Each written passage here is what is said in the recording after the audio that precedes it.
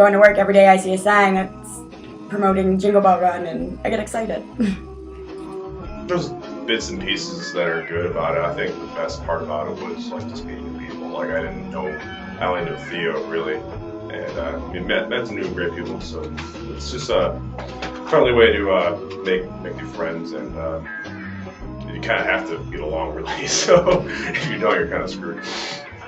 I would say my favorite part of raising the money, I was actually the one who came up with the idea to order koozies and sell them. So I had a lot of fun designing the koozies because I wanted to put a fun aspect into the class, and like I thought it would be really fun. Other than just asking people, hey, will you donate money? Hey, we have this awesome koozie that says peace, love, and joy on it. Would you please buy it? That was my favorite part. And meeting all of my group members. They're pretty cool too.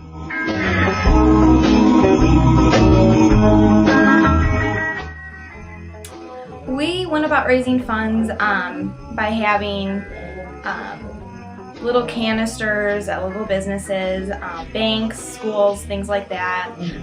Also had friends donate as well when they purchased these koozies.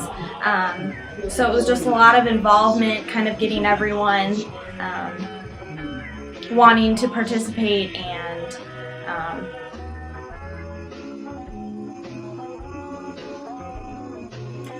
just it was just getting people to enjoy themselves pretty much. Well, we split it up for each person responsible for their $100, and we started with our group decided to get koozies. Like we said, we sold them for $3 each or 2 for $5. Some of us put cans around local businesses for donations, and some sent emails, and I know some found runners to run. I would say runners are a big part. That we recruited, I would say, about 7 or 8 runners to run on our team, and emails. We sent out emails to places that we worked, and a lot of people donated online that way.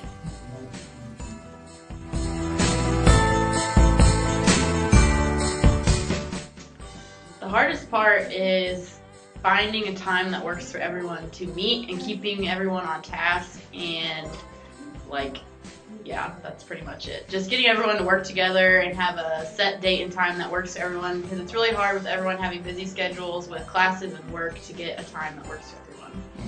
Yeah, definitely meeting times was the hardest, I'd say, just trying to fit everybody's schedule in and just finding the work ethic to complete it. I think the hardest part is raising money. We're in a college town, so most students are, or most people are students, and they don't have the money to donate big, large amounts. Also, there's a lot of companies in Bloomington, but there's so many groups, so getting a sponsor is kind of hard, and we got turned down a lot, but in the end, we are going to make it. I would say the hardest part for us was coming up with the ideas that we were fundraising. We had to take a few weeks to come up with our wonderful koozies that we made. Peace, love, joints! Peace, love, joints, and the other side says Arthritis Foundation and the Jingle Ball Run.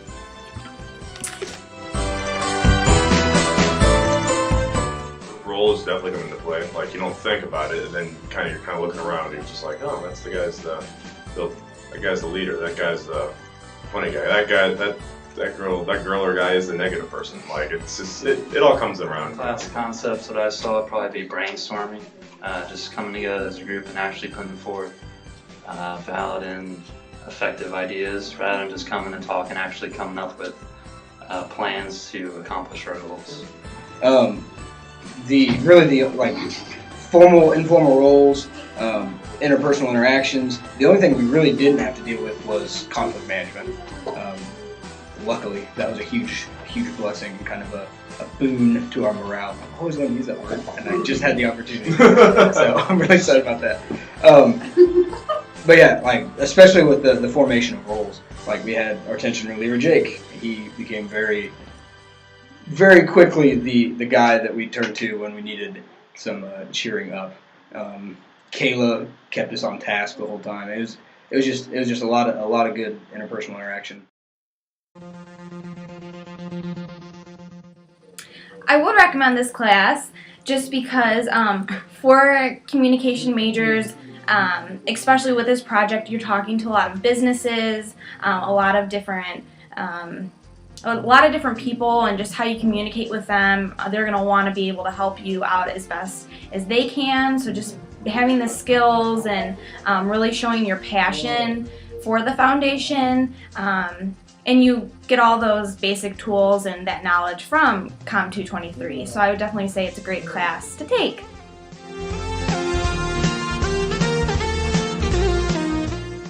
Future advice to students in this class, I'd say definitely read the syllabus multiple times. Amen. Make sure you know what's on there and how to get a good grade on it, and work ahead as a team to make sure that you do accomplish all those things on there.